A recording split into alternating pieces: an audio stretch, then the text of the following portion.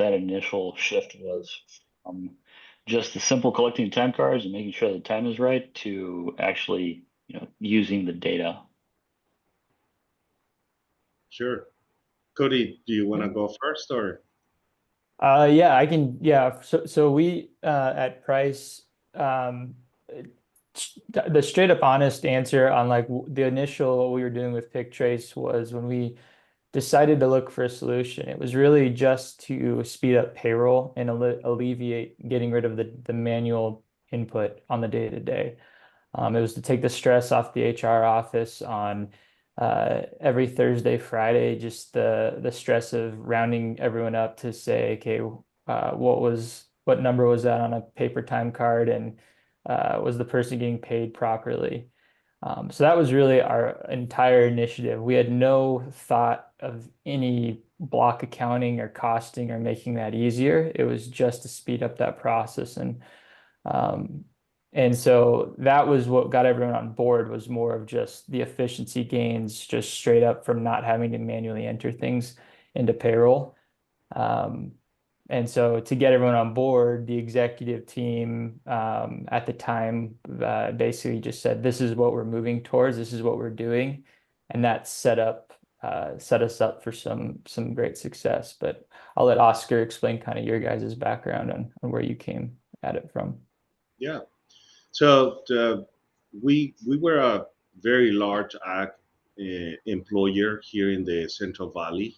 We employ somewhere around 7,000 people directly and a couple of thousand through farm level contractors. We were doing processing of time and attendance based on paper timesheets. Now that's a relevant common situation in agriculture till this day. I think we have still a little bit of a slight delay in some talent management and personnel management processes in agriculture, but I think we are quickly catching up. Personnel planning in performance assessment has always been a key factor of success of the HR department, not only in agriculture, but also in all other industries, right? And it's not a new concept. What is difficult to do or to do this kind of analysis in agriculture is the limiting processes that we have in order to consume data, analyze data, split data, and identify trends. So paper-based timesheets obviously were utilized exclusively for time and attendance, processing payroll, and maybe some record keeping there of some sort. But the analysis part was almost impossible to do, right? So that's when we started in collaboration with the operations team, identifying the need to go through a system-based solution, and that would serve both purposes, right? One was to process payroll, but also to find efficiencies in the fields. So we were looking for a time and attendance and a productivity tracking, and we form a very tight team between operations and HR, so we could go ahead and implement this solution.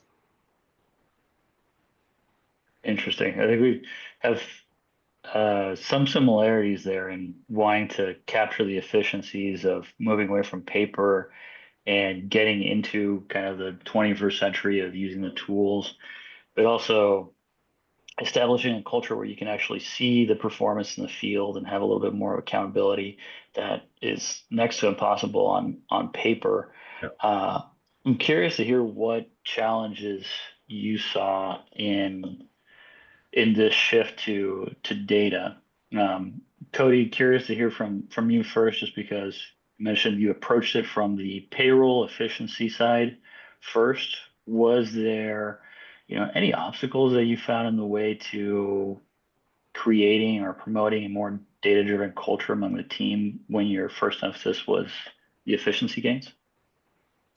No, I think what we ended up I think we were so used to getting data a week or 2 weeks or a month later on something that I think at first it was just a surprise of, okay, now we've got this in real time and we've got this like sitting there in our faces and we don't necessarily have to wait for payroll to run now. So now it's what do we do now with it? There was a bit of that on the challenge side. I think if I'm just talking about our initial mission of just speeding payroll up at the time, and I'll say, I mean that we're talking, 6 years ago when we did this. So I think this is kind of table stakes across a lot of these industries now, or a lot of whatever crop you're in or what you're doing is just not manually entering in payroll is that's just table stakes now for whatever solution that you choose. I think within that process on payroll, I think the big thing that comes up is that now your payroll team now has a process that is being challenged. How are you guys reviewing the data and not just from a manually input now? How do you get your team to kind of convert more into now you guys are data analysts and now you guys are kind of now not just looking at running payroll numbers and ensuring breaks and lunches and compliance is happening, but ensuring that now you're looking at more of like a holistic picture, which has its own challenges, but also has a lot of its own benefits on an ROI, on being able to catch things. And so I've got countless examples of that where that saved us money, that are kind of embarrassing, I think, to us on like what our old process was. Such as there were some times where I think we actually figured out that on our old paper time we were probably paying lunches when we thought we weren't. Um, and that was some savings and we're also getting now accurate, just straight up time when someone clocks in right at 6:47 a.m. versus the rounding up. And I know that's different on every state. They have their own rules there, but just those little things and those little challenges, like those little things were new to us, and happy we went through them. Um, and then if we want to talk later on some other questions, I can get into the actual examples of the actual data piece on the field side. Yeah, I think it's a really good point. Once you have that visibility, you don't even know some of the problems that you might want to address. Seeing what's actually happening, where the money's actually going in the field, not 2 weeks later, but in real time, is a huge difference in being able to respond to that and just knowing what you need to fix. And Yeah. if you can't see it, then you can't fix it. Yeah. Oscar, interested in hearing your perspective from more of Uh, a larger corporate grower. How did it go for you guys? Yeah, no, I mean, Cody was describing very well the challenges that we also went through with our HR department, right? Because of the volume of the paperwork that we needed to process, our team was focused on data entry, basically, and trying to correct payroll errors, process payroll, and issue checks, right? And we needed to go through a reculturalization process and a retraining process with our HR team members to make them understood and give them the skills that were now needed, right? We were, of course, it's processing payroll and doing events and processing paperwork will always be part of the HR team. But if HR wants to be at the decision making table, right, and participate in the strategic direction of the organization, we need to be able to also contribute with strategic information that drives and improves the bottom line, right? So by implementing these, changing the skill set of the team members and the expectations, is that we started really providing information to our, we call it internal clients, right? The operations team and decision makers in regards to their headcount, in regards to their personnel needs across the entire life cycle of the employee and so forth. So we needed to start changing that mindset of the traditional role of HR in agriculture, of processing payroll, to more of a data analysis mindset and skills, right? So we could be a proper partner to the ops teams. Now, we also face challenges, of course, in the ops team side. In agriculture, as you know, Kevin, we have certain challenges that other industries do not necessarily share. For example, we have hundreds, if not thousands, of employees scattered, right, in fields across the city, multiple cities, or multiple states, right? So it's how do you bring everybody together on the same process and practice? Some of those crew bosses, supervisors, managers come from the ranks.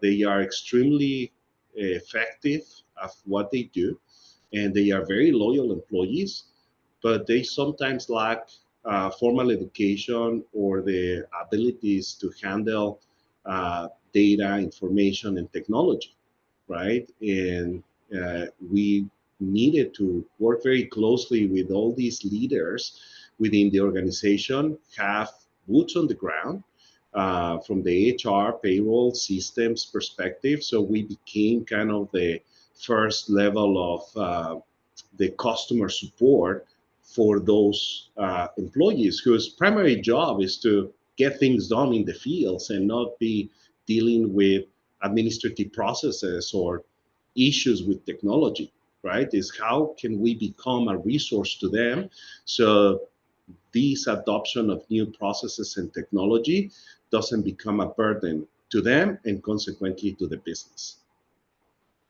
That's exactly right. I think that's where we find, often the biggest challenge can be changing that mindset from, HR can be very logistical in that sense, the printing of the checks, the handing out of the checks, the making sure that everybody has the correct paperwork, collecting the time cards, doing the physical counting of these time cards. Once you put in a system in place that is doing that digitally, that's new challenges. That's a new allocation of time.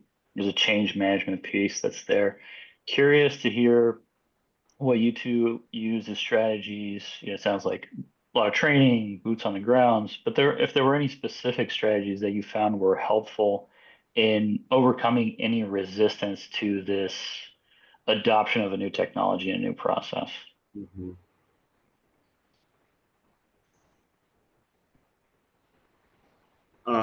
I can think of a few examples, if you don't mind, Cody. Yeah, go for it. So we face resistance at different levels of the hierarchical structure, right? And employees questioning change is very human. No one likes change because there are years, if not decades, of doing the same thing, right? And if it has worked, why not just continue doing the same thing that we have done?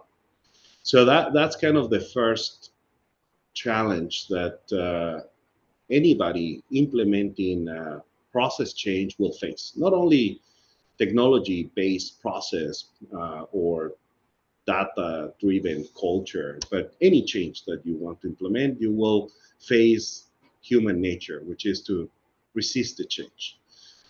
So you should not be surprised that you will face this resistance.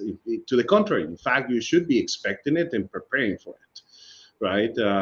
So what we did is we form a very tight task force with a multidisciplinary team, right? So we brought people from IT department, we brought people from the operations team, and we brought people from my team in HR.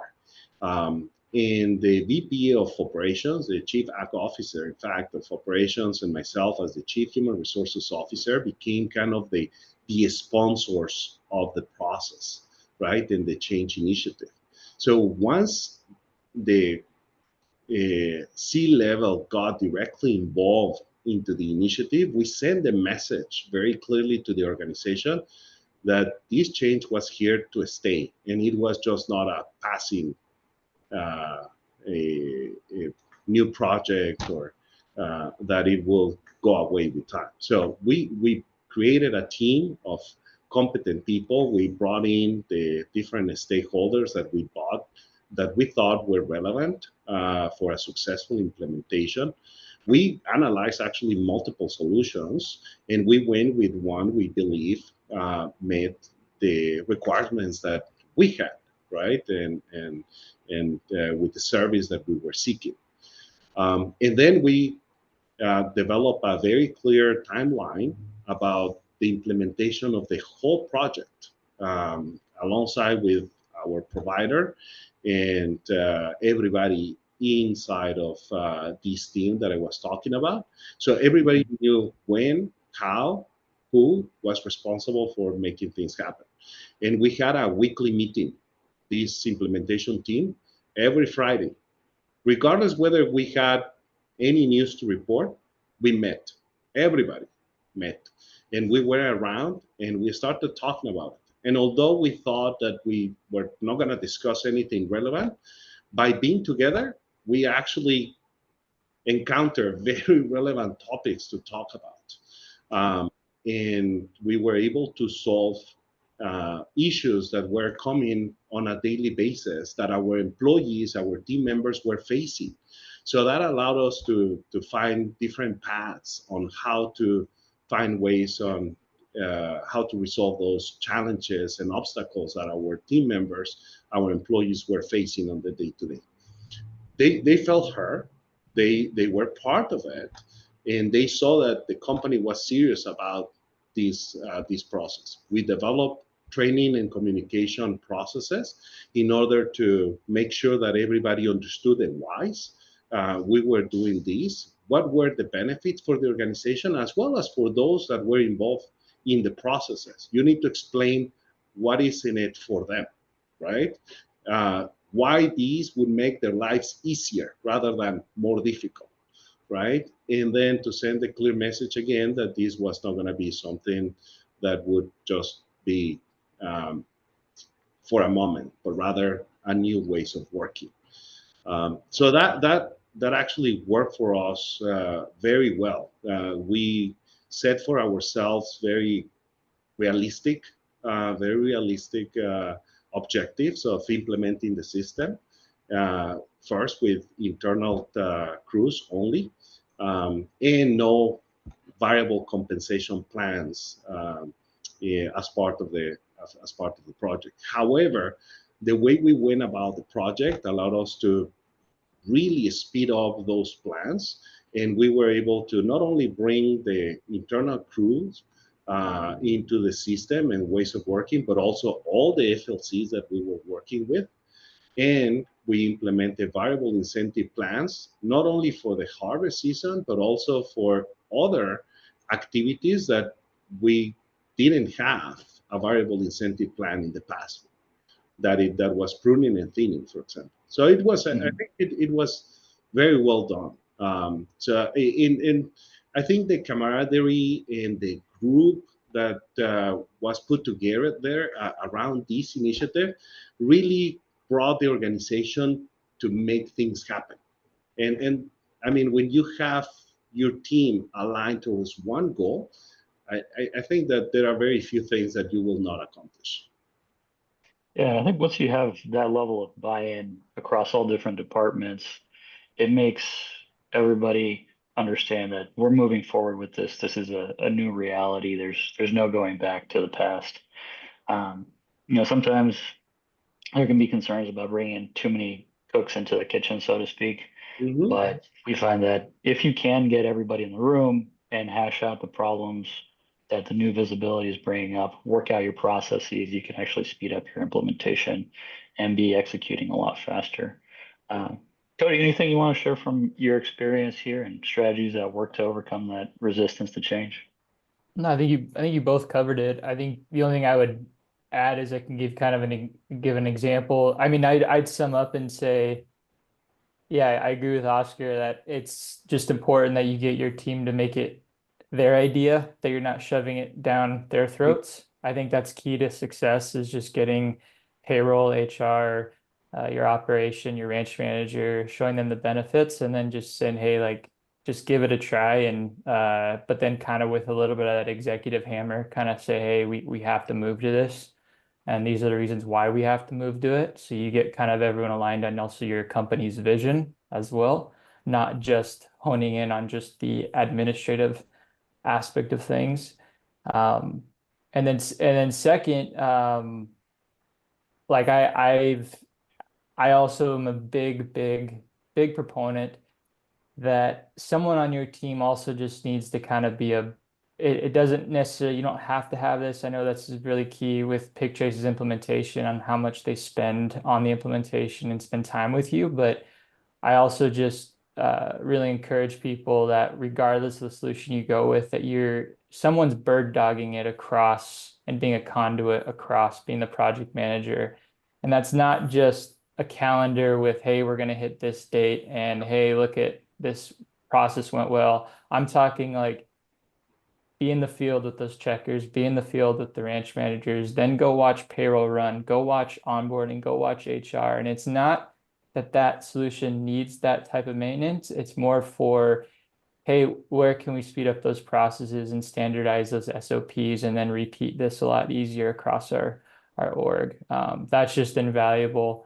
I had resistance in the beginning. And then about 4 months after, I went to a ranch manager, just point blankly asked, they said, hey, do you want to go back to paper?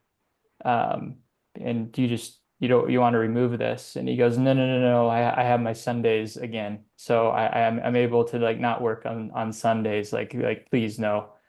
And he was one of the big resistance of a project like this. And so, yeah, that's just intangible, but definitely agree with you guys. Yeah. So we've talked a lot about different departments that we work across in timekeeping, labor tracking, HR, field ops, a lot of different voices in the room.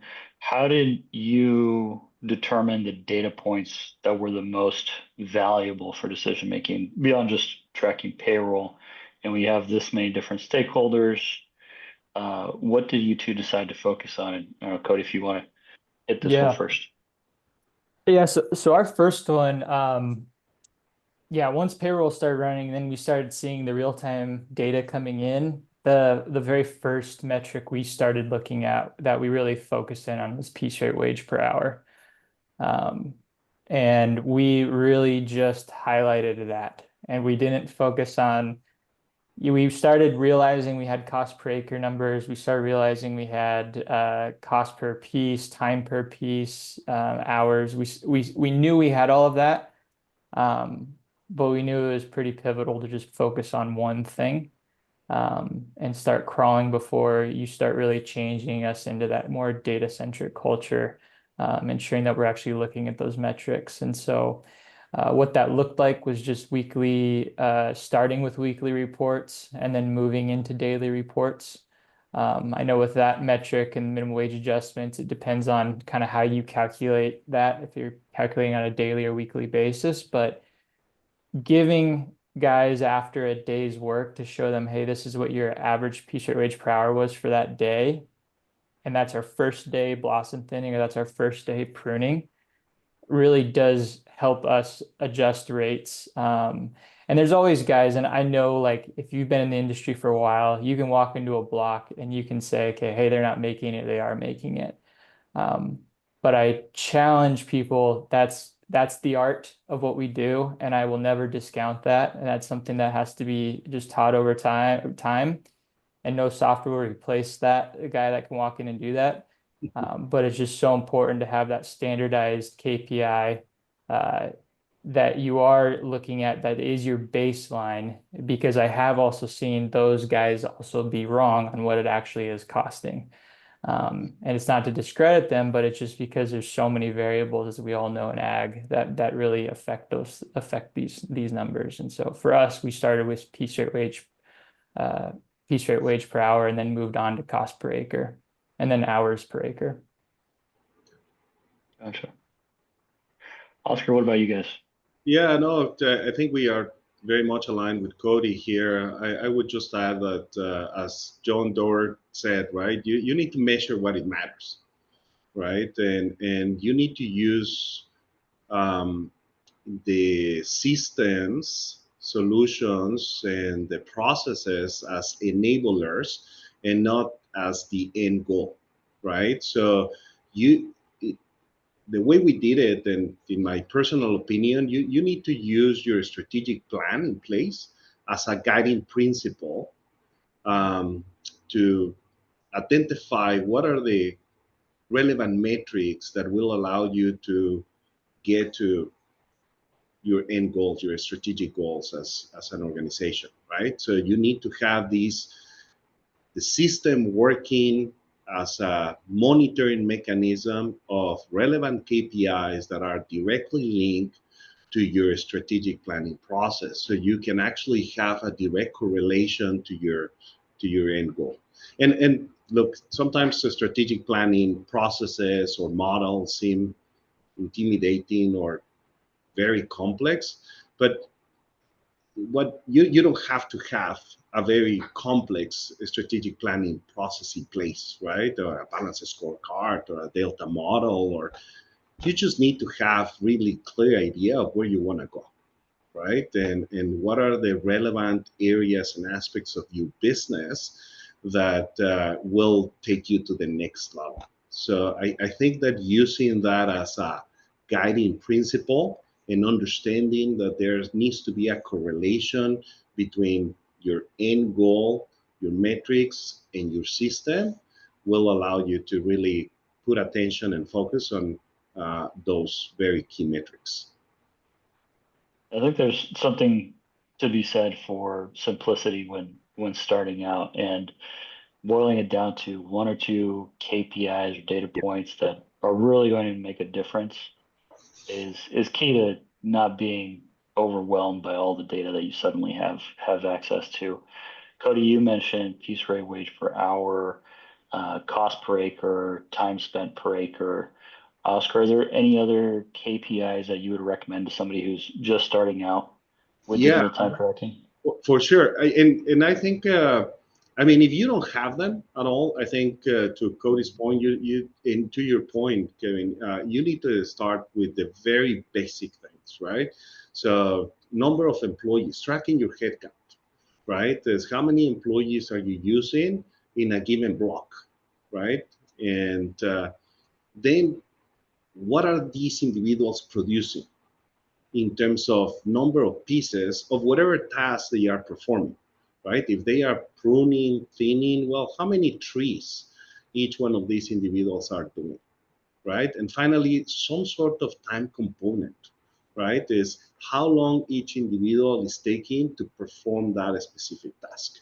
So those are kind of basic things, I guess. So it's measuring how many people you have, how many pieces of whatever task they are doing, and how long they are taking to do it are a good principle.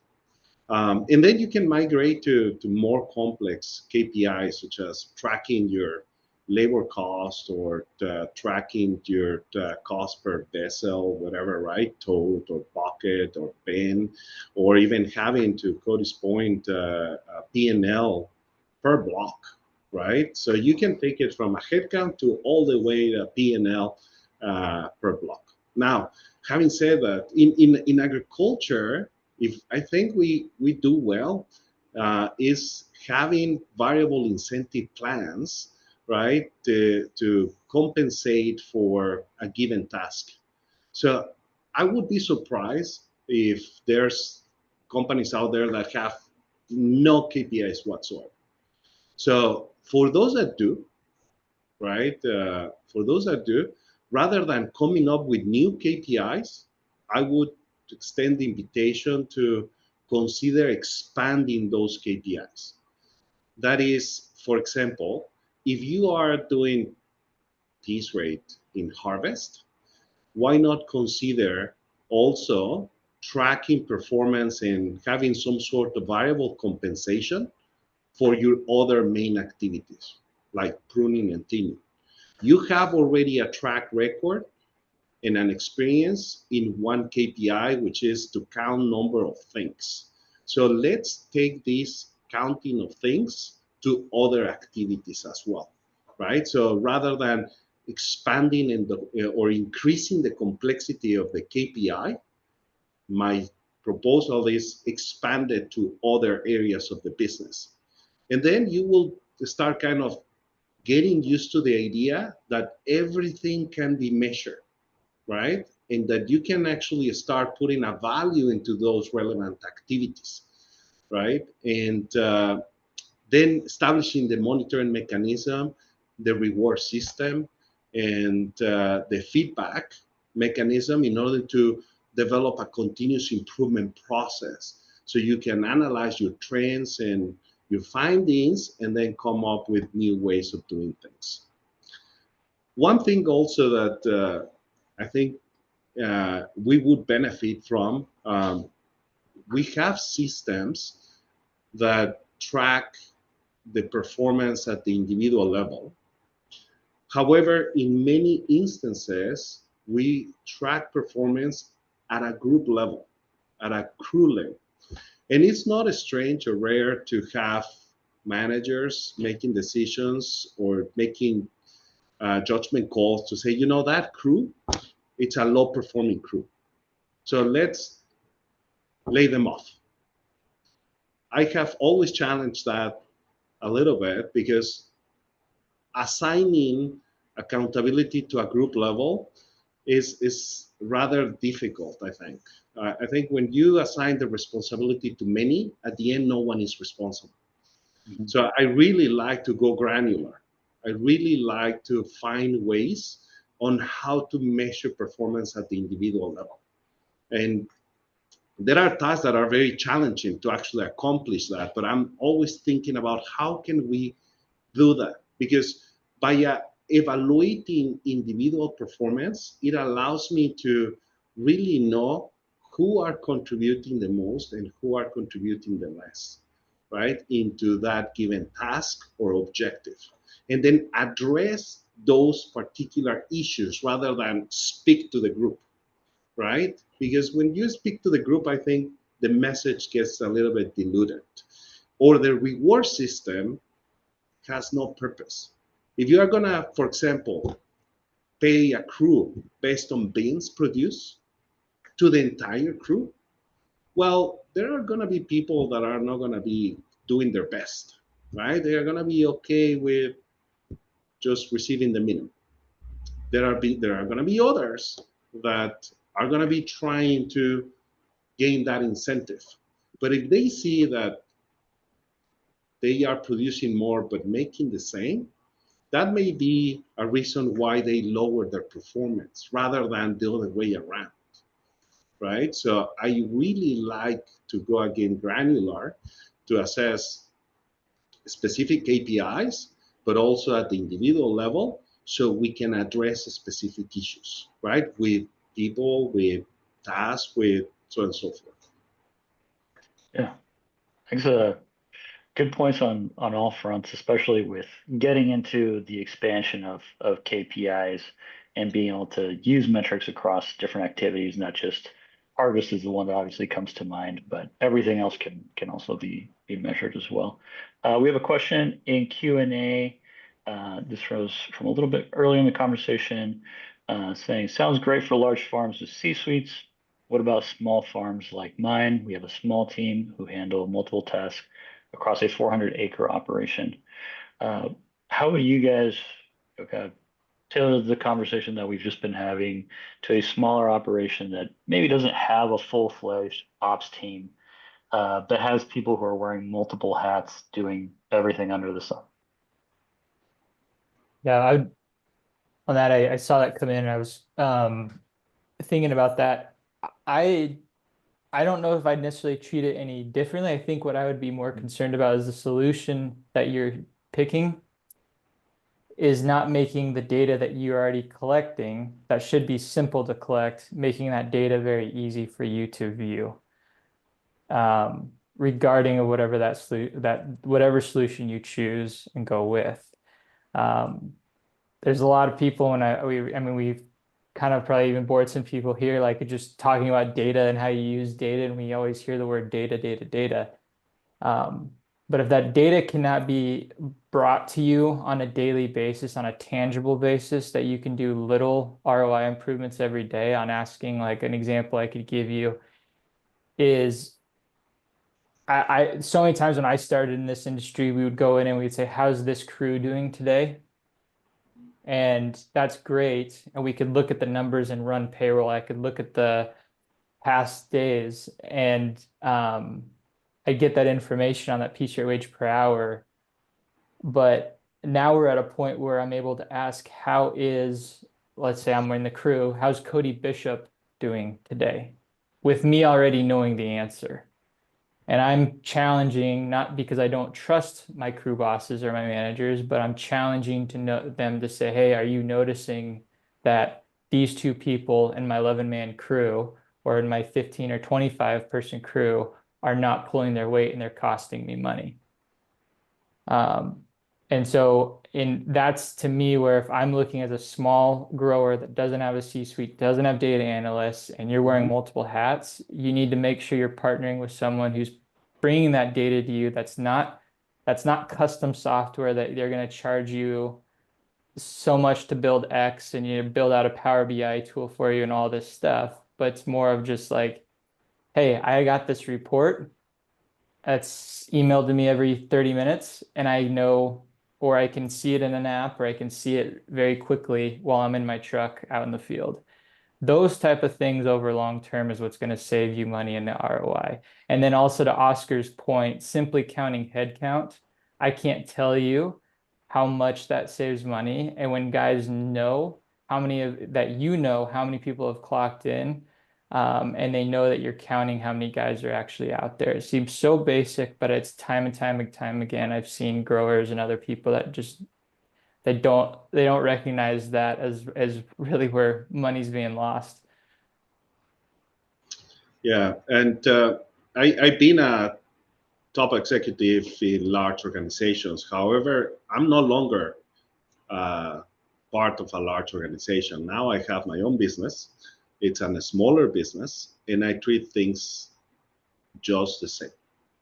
I am very clear about what is important to me, and I act accordingly, right? And I get directly involved with um, the implementation of those changes, processes, systems that I believe are going to be driving the success of my organization, right? And I go and just like Cody says, I have my Insights app.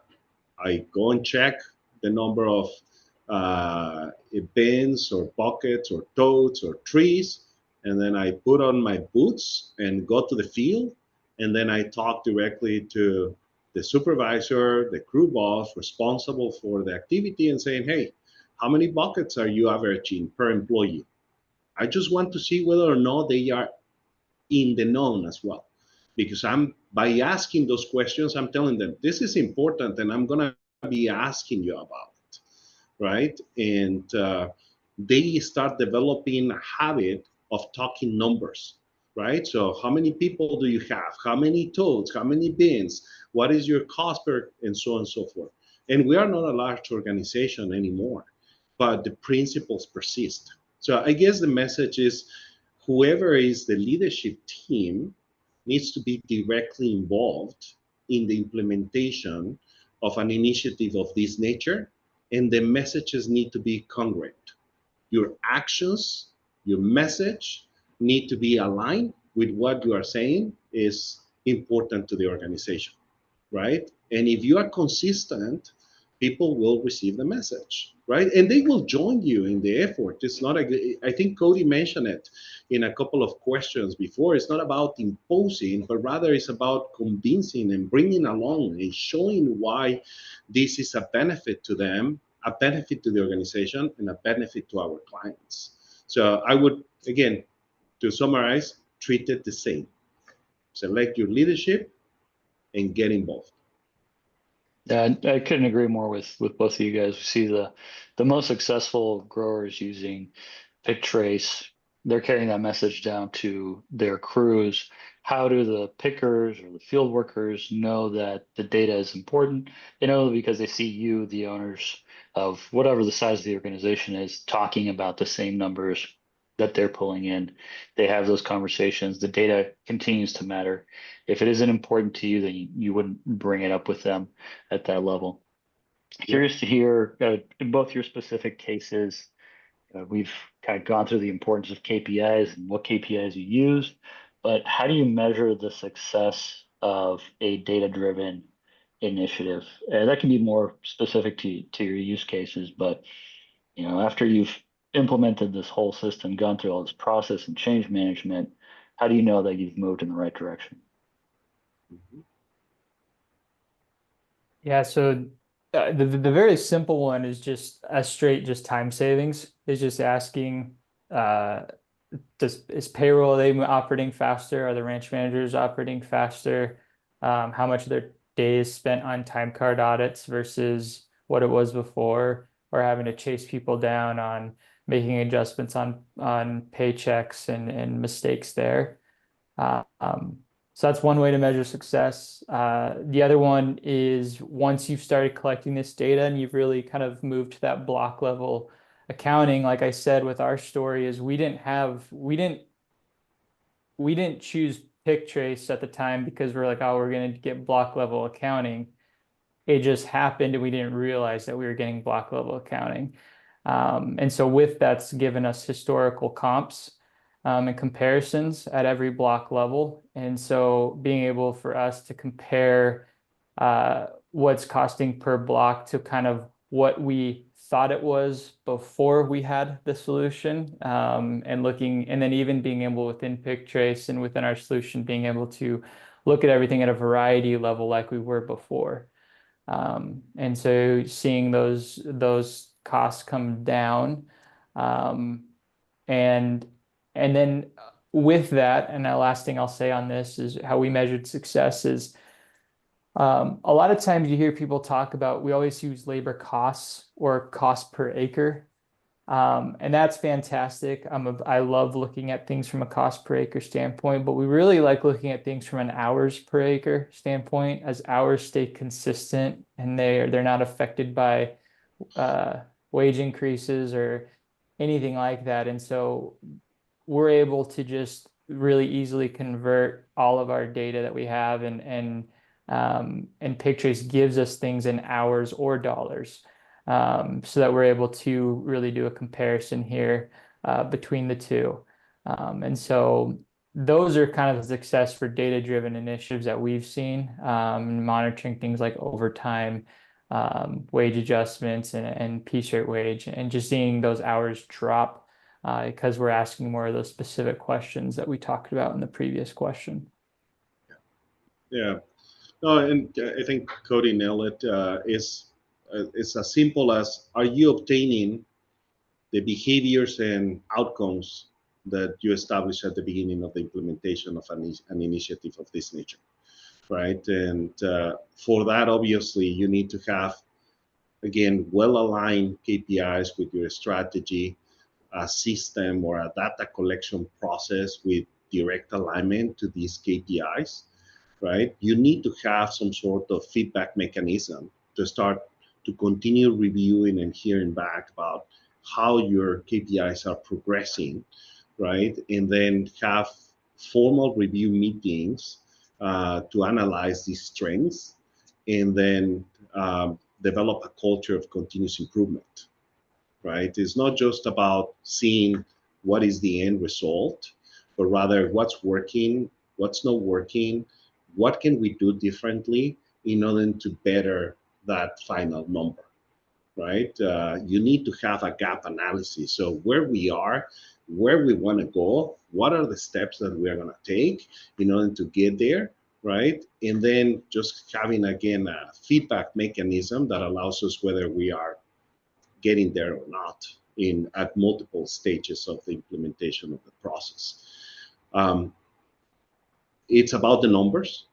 Cody is mentioning, right? It's about the cost. It's about quality, productivity, efficiencies.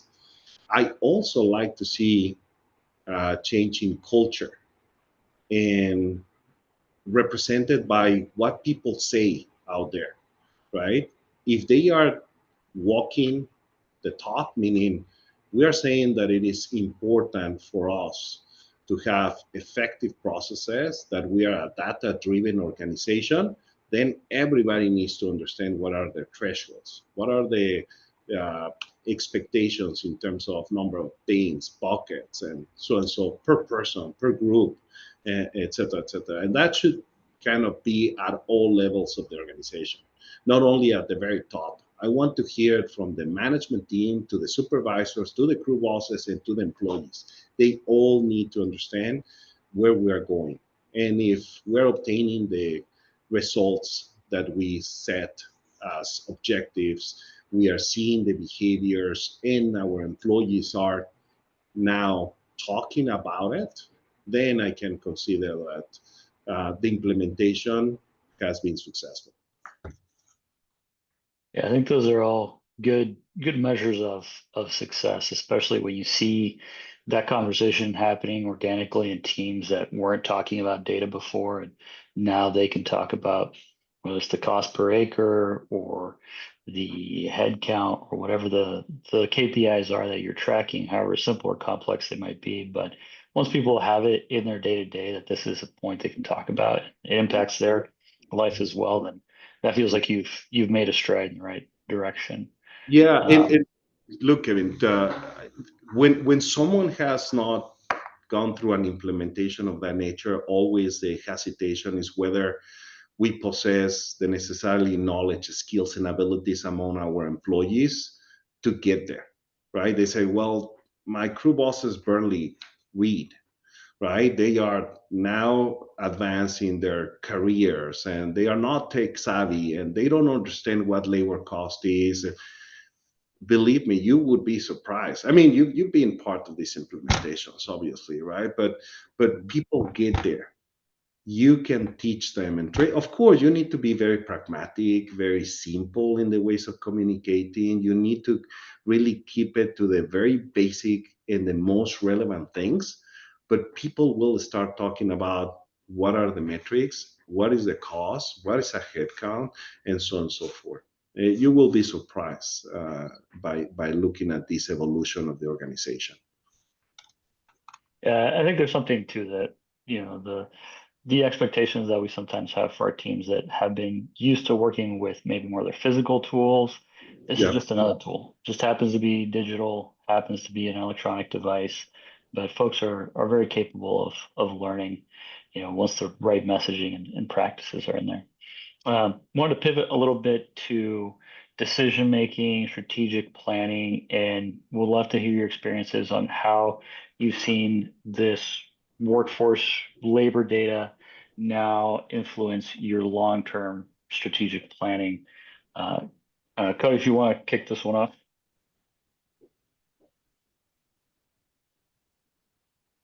Muted there, sorry. Yeah, the big for us on the long-term strategic planning on how we've used this data, um, is really we've been able to see over time. I think Oscar talked about culture, and so part of that would be on the crew boss side, and our managers is the performance side.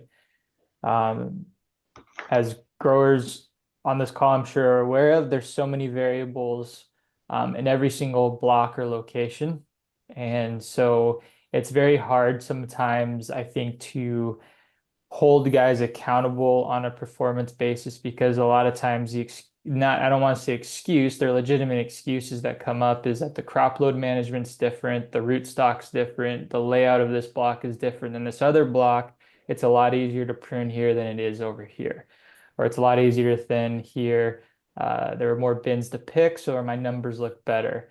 We had the wrong piece rate set. There's all of those type of things. And definitely understand that. What we've been able to do, though, from a long-term strategic planning is being able to take a large date range over multiple harvest periods and really see the performers within all those different variables. So regardless of what variable is given to them or what blocks they work in, you're able to see consistent trends within those crews and those crew bosses. And which has given us been able to have conversations about, hey, do we want to promote this specific crew boss and give him a shot at actually running his own ranch? And yes, there's the other aspects outside of that than just running a crew. There's the other pieces there, and the horticulture side we have to evaluate as well. But having actual tangible data that on how he runs on how he or she runs those crews um, is super valuable on our strategic planning and just our own internal team on, do we need to hire someone outside? Do we want to bring someone up that's within our ranks? Do we think they're able to handle it? So that's some of the tangible, and then also just the actual planning of the orchards and actually seeing the difference between, if I compare all our Gala blocks side by side, I can actually see my V trellis versus my vertical on this rootstock versus this other rootstock. So that's helped us on long-term planning on not just the consumer and the sales piece that our warehouse has on what we want to put in the ground, but then also what's it really going to cost for us to have that structure and that style of orchard in a specific location. And so those are just two examples. There's a lot of other ones I could throw up there, but those are two examples that we've used in long-term strategy planning. Both horticultural side and kind of workforce management, Yep. some of the key highlights there. Are there any specific patterns or trends that you've seen in the data that ultimately led to changes in how you allocate resources? For me, is that for me? Yep. Yep. Yeah. Specific patterns and trends, yes. I would say that goes back to the crew boss one. There's a lot of guys that we have seen that we as managers think that this person's really, really good at this, and the data's proven us wrong. There's been times where we've always thought this person was like the best at this specific job, and we thought, and it was actually he was best at this other job we didn't realize. And so that had us have conversations about, hey, do we need to move these guys around and start using even our own efficiencies within our multiple crews and within the multiple workforce that we have that's been with us for a while. And then also, we've just been able to see trends on, I can't state it enough, and I'm sure maybe there's some people on the call that would be like, you guys weren't doing that, but I'm an open door. I'm not going to sugarcoat anything. Like the example of throwing Gala blocks all side by side of the same variety, or even Honeycrisp, as you know, it can be difficult to grow. Those apples, it's you basically, what we were able to do is put all those blocks side by side and have a visual representation of seeing what our cost per acre was on the x-axis versus the actual output. And yes, there's the revenue piece of that, but if you take the revenue piece off, it causes us from a horticulture standpoint to start asking the questions on certain blocks. Why is that one not performing, yet we're spending twice as much as this one block, and this other block is twice as less expensive, and it's doubling production. And we know that, without using a service like this. But when you can see that data, everything side by side, and you can see it spread across a graph and see the acreage size of each block comparatively to, it puts things into perspective and allows you to start digging in to see where those labor costs are really getting out of hand. And start asking questions. Why, yeah, we blossom thinned, we chemical thinned, but that didn't do well. Or we blossom thinned, we hand thinned, but then we had to go back and also fruit thin too. So is that an extended bloom time, or was it just our mistake on how we managed and made a decision with those blocks? And that's just a small example. I've got lots of lists, but I could keep going. The data certainly makes it more actionable. It's one thing to like knowing your gut that certain blocks are performing one way or another, but having that comparison, graphing that out really makes it a lot more real ultimately. So I think, Cody, you made a really good case for leveraging data and how that affects the grower's bottom line decisions that you can make. Oscar, you're coming from 20 years of HR leadership on the grower side, and now you're no longer on the grower side, you're managing an FLC. How does that change the math for you guys? Like, why would an FLC like you want the same data-driven culture?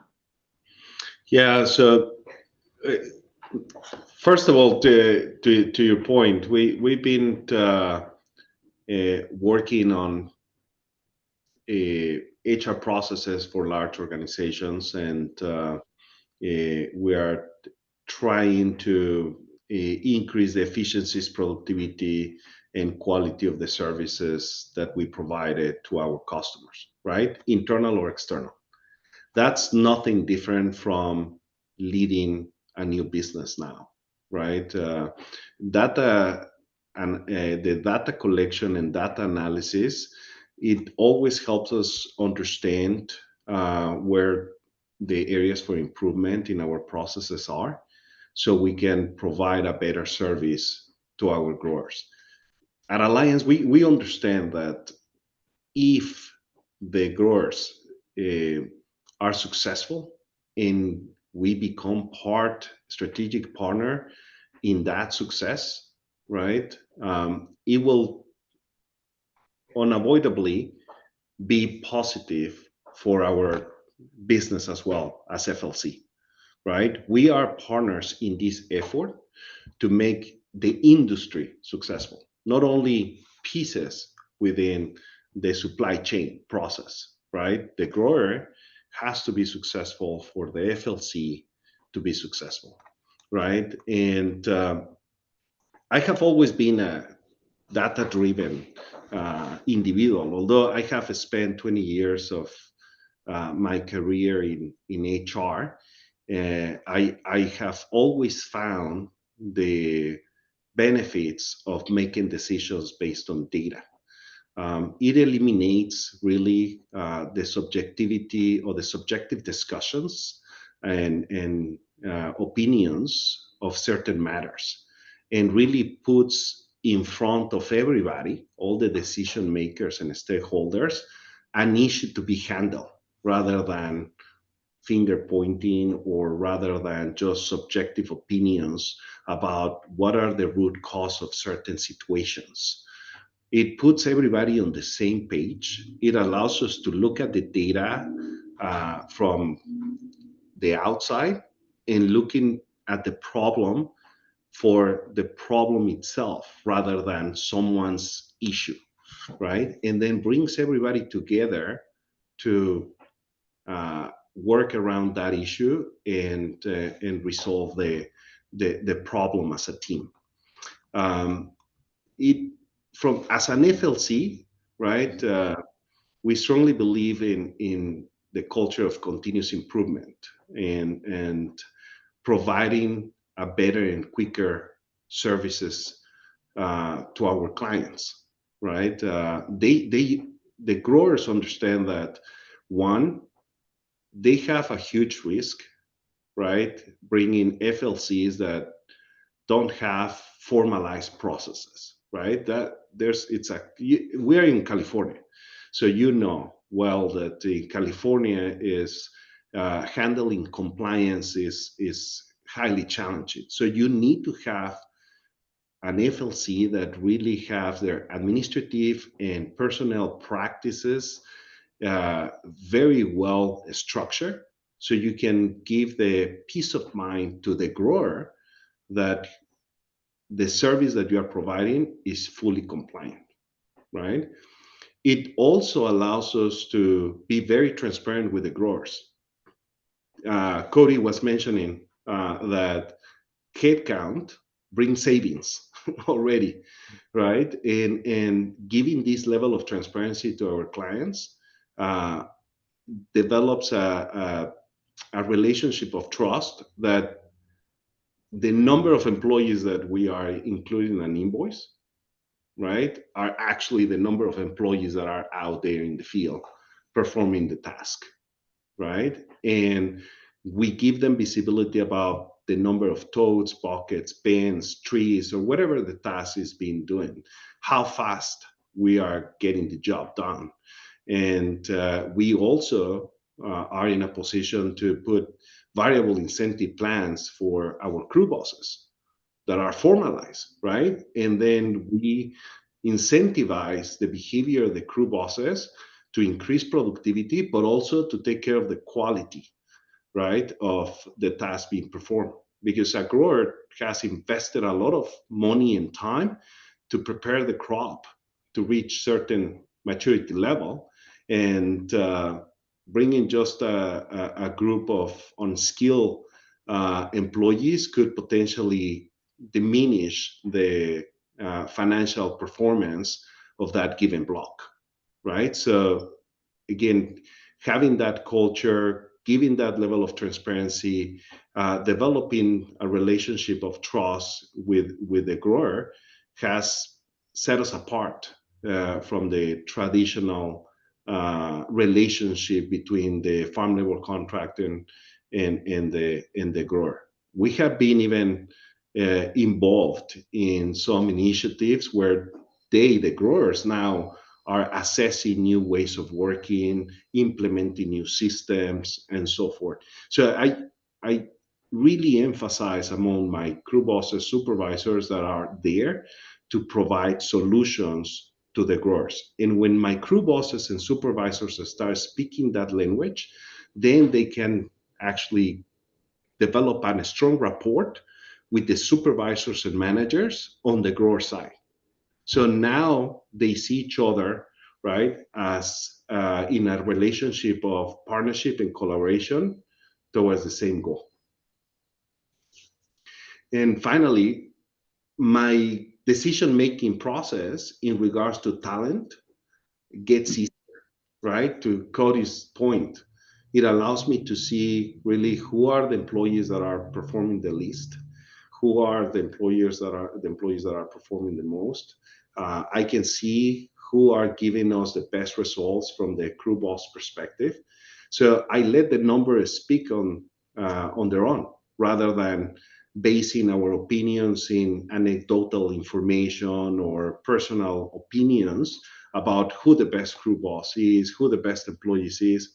It's just about the numbers, right? And it's been, yeah, we have got a couple of surprises there where we've thought that X, Y, or Z crew boss were really excellent or top performer at a given task, and then we have seen others outperforming that we said this is the standard. And it's like, okay, that's actually a pleasant surprise to see that such and such has the same or better or higher skill level. So yes, those are some of the things that I see as an advantage from the farm level contracting as well.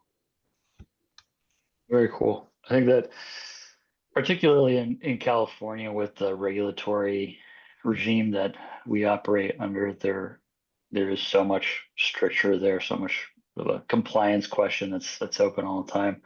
Have you guys found that having a data-driven culture serves as some sort of competitive advantage, or maybe more analog or traditional FLCs?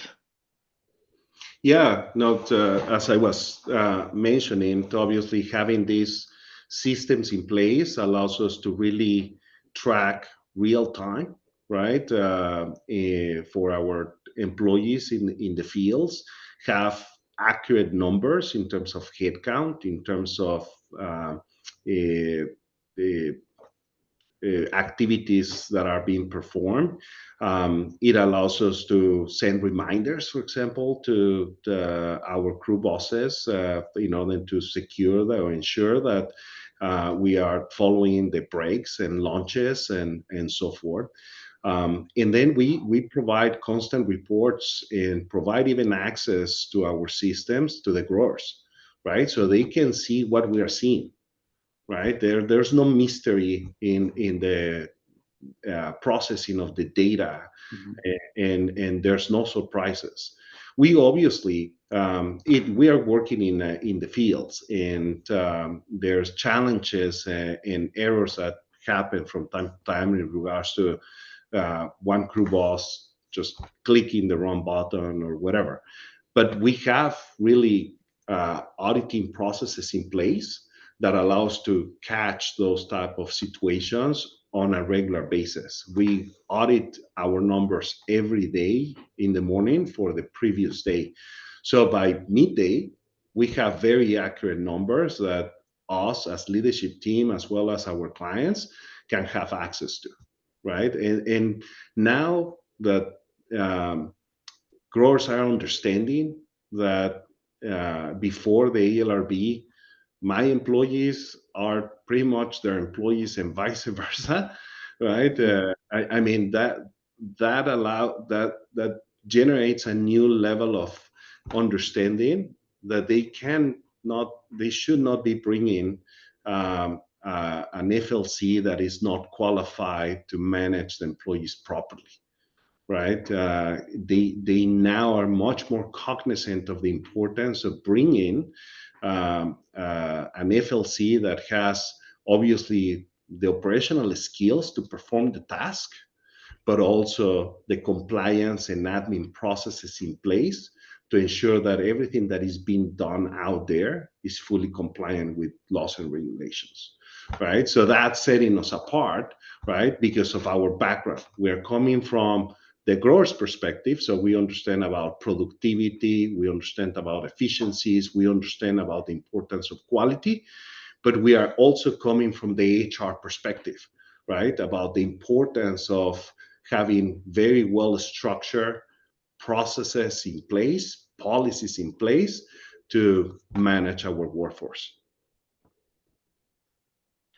Very cool. I think that's a very thorough rundown of, I think, all the advantages that we can see, obviously, in both of your cases as the grower, producer, and the FLC and staffing services.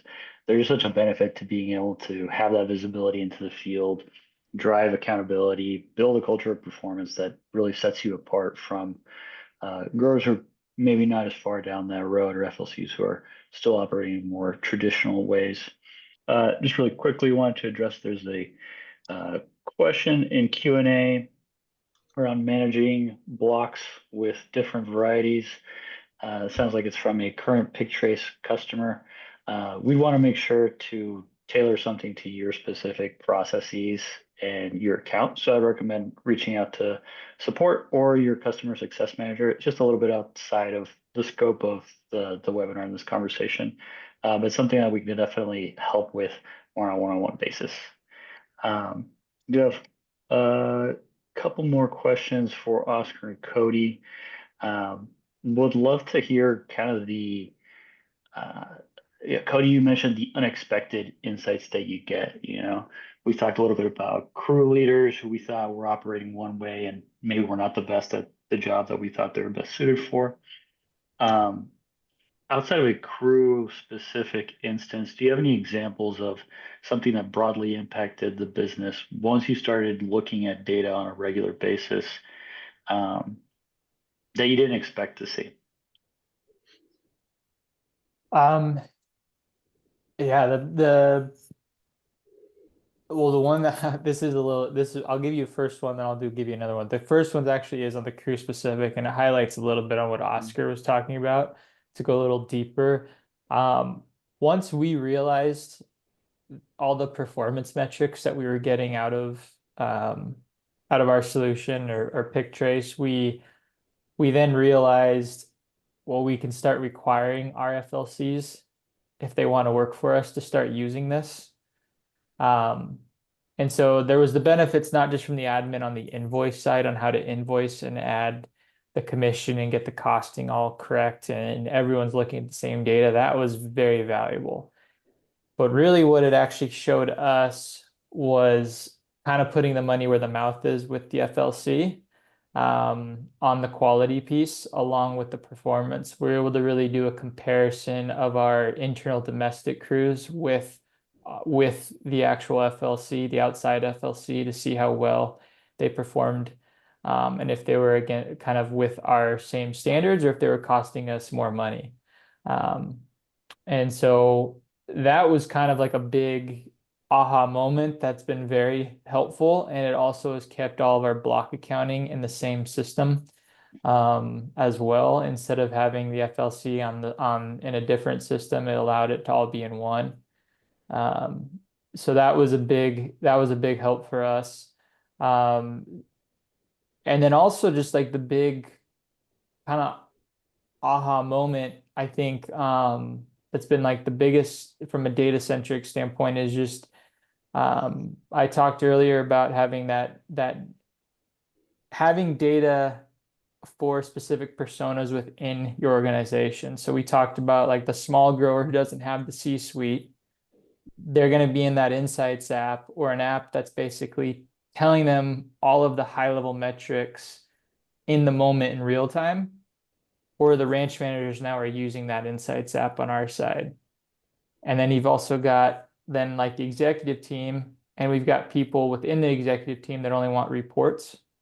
And then we've got the executive team that wants to see the actual visualization kind of more on the BI tool aspect, or they want to really dive into the data and click into stuff. And so to give you like it's basically like we've been able to service all those personas on the number one cost for everyone in this entire webinar that's is labor, and 65% or more of our costs are labor, followed by chemicals. And so for us, yes, there's always the mentality of like it'd be nice to bring in this other data and have the full picture, but the reality is at the end of the day, and I will never preach, I'm not trying to preach to anyone that you can save your way by cutting expenses and cutting costs. I think that's wrong. I think you have to spend money in order to be profitable.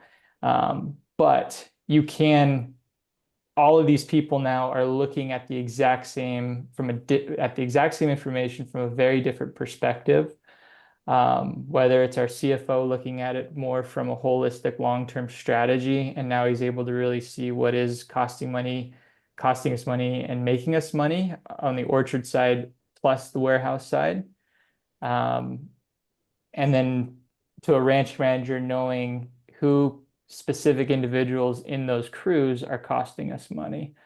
And so it's moved a complete shift from just processing payroll, and the payroll team's happy because it's cut their time down, to now more of the data analyst of just saying, hey, we always want to train people. I don't want to say it's a cutthroat like data's king, because I will always say this is an art. Farming is an art, and we have a lot of variables and we have to respect that. But kind of what Oscar was saying earlier is that the science side of having the numbers does help with the subjectivity and breaking through some of those culture norms that have kind of gone through the generations within whatever org you're in. Very good. Thanks, Cody. Oscar, would you like to share some perspective? Yeah, no, certainly. So some of the things that obviously Cody's highlighting. So to us that's been the critical factor here. In I think that everybody agrees that increasing productivity and quality while reducing the cost is extremely important. Cody was highlighting already the 65% of the cost in a grower is going to be labor, and that's a fact in a small organization or a very large organization, right? And having the access to do your talent management in understanding or developing a culture that everybody needs to remain productive and following the set of the quality standards that the grower has established is key, right? You can bring all the FLCs under that umbrella. Many of them are unfortunately not going to be able to adjust and adapt to the new expectations because of limitations on the practices, the skill sets, or whatever. But it's doable, and you can, by establishing this set of expectations, bring those that will help you build a very strong talent management team in general with your own internal resources along with the farm level contractors that you have decided to retain. We did it at Prima. We brought in all the FLCs under the system. It was through a lot of training, a lot of hand holding, right? And through selecting the more sophisticated, highly compliant farm level contractors. Our crew bosses, and to Cody's point there, so our crew bosses understand the relevance of handling this data in the system, and the expectations that we're establishing. And it's not only about just cutting people or laying off people that are not performing. To Cody's point, we actually implemented what we call the crew boss school, where we bring on board not only our crews that are or crew bosses, uh, candidates to crew bosses that are coming without experience, but also anybody that wants to join the team. We bring them through a crew boss school, and we teach them the processes, the systems. We teach them about how to manage data. We teach them how to manage the devices. We teach them about how to speak in terms of KPIs and objectives and so forth.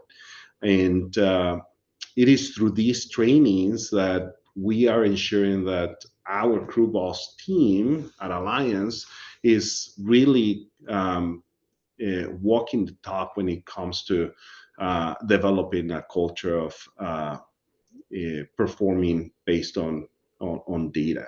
So again, it's just again the relevance of the system, the bringing everybody to the table that is relevant to the process, and giving them the opportunity to adjust and adapt to the new expectations.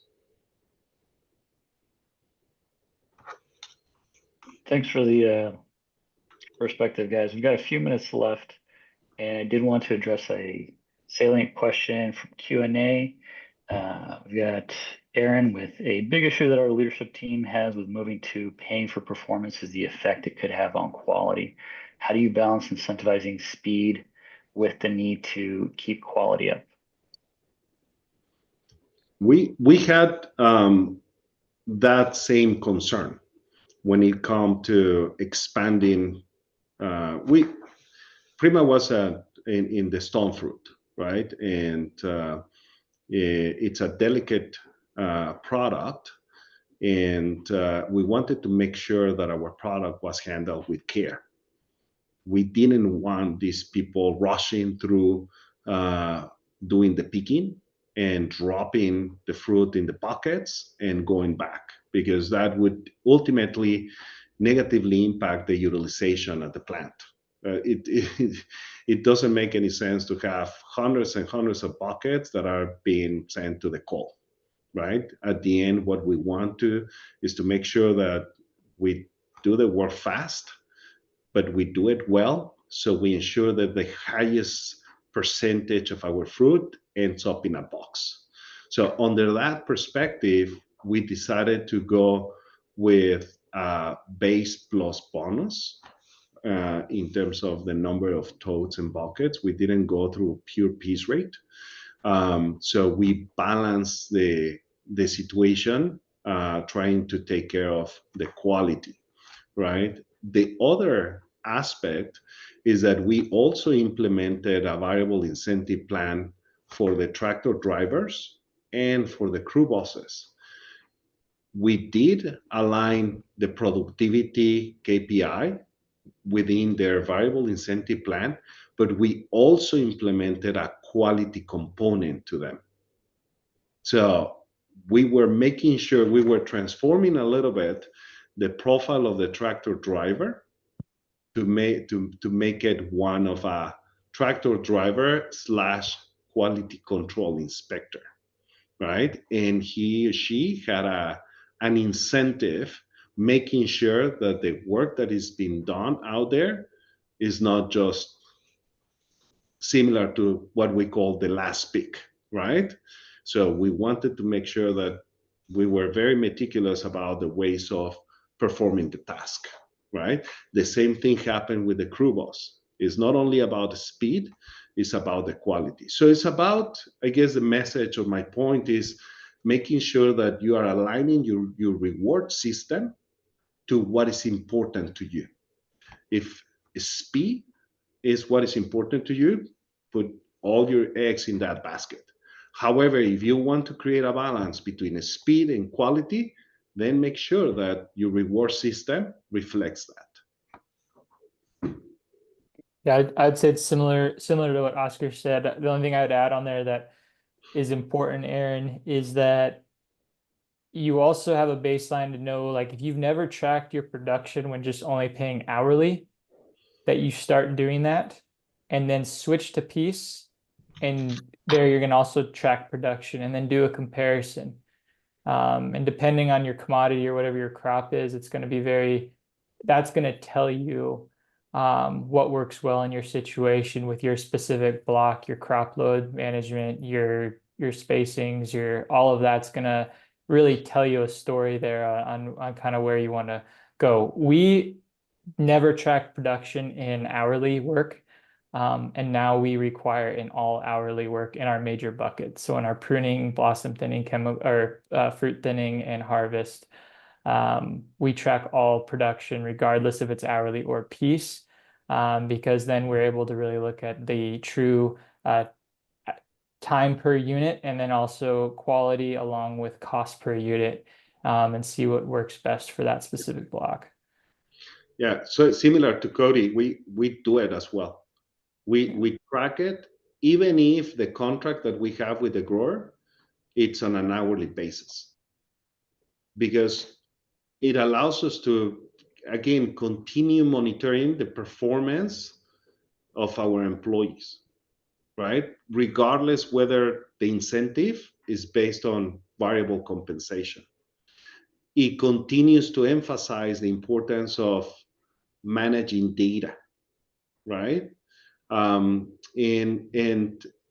the, I guess, unintended slash intended consequence, it develops an internal competence, internal competition within the crew bosses, right? Because nobody likes to be at the bottom, to tell the truth, right? So everybody's looking at their inside out, everybody's looking at the report, and it's like, oh, no, he or she cannot beat me. So now I'm gonna be trying to improve my performance. Even if you don't have a variable incentive plan, by establishing a system that benefits data and metrics, you will have a positive impact in performance, even if you don't go into a variable incentive plan from the get-go.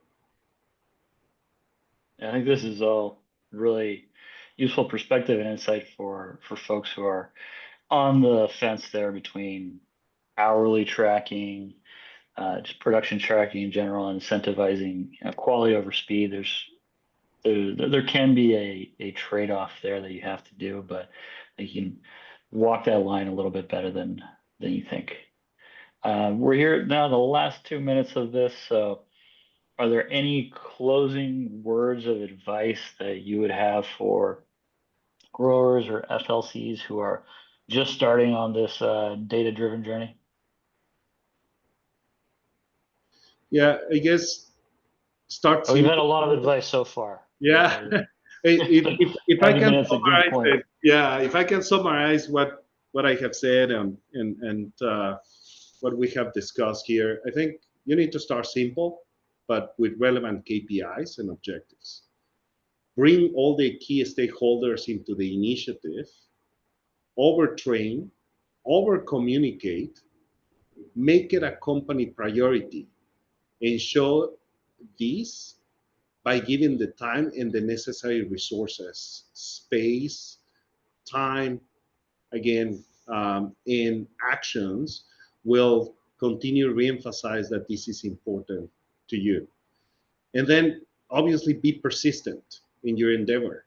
You are going to face challenges for sure.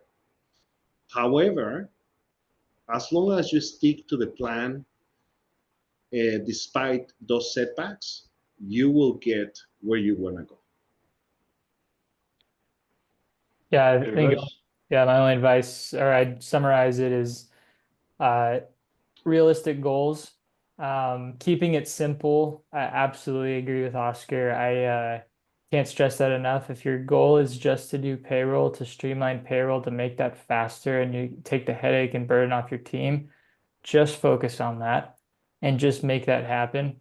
Um, and then once that's up and running, then go start looking at some of the data and pick one KPI and just dive into that. And just start slow. I can't stress that enough how many times people want they want everything all at once. And then I've seen that happen in my past work, my past positions where that they're given that and they don't know what to do with it. And it's because they didn't go through the process of understanding how the sausage is made or how the bread's made from start to finish. And I just think that's really important, that you just start very simple and then work your way up. I think that's great advice for someone at the beginning of this journey. There's definitely a light at the end of the tunnel, but you don't have to figure out all your problems Yep. from day one. And incremental steps are how we get it done. Well, thanks to you two for joining us today. I think this was really insightful. I learned a lot from your experience as always. Thanks to everybody else that joined us. We will be sending out a recording of this, so in case you missed any of it, you'll get to see it as well. Feel free to reach out to any of us as well. I know there's some questions in the chat, more nitty gritty about how to manage your account. We're happy to help with that. As always, thanks again. We'll let everybody get back to the rest of the day. Have a good one, guys. Thank you. Take Thanks, care. everyone. Bye.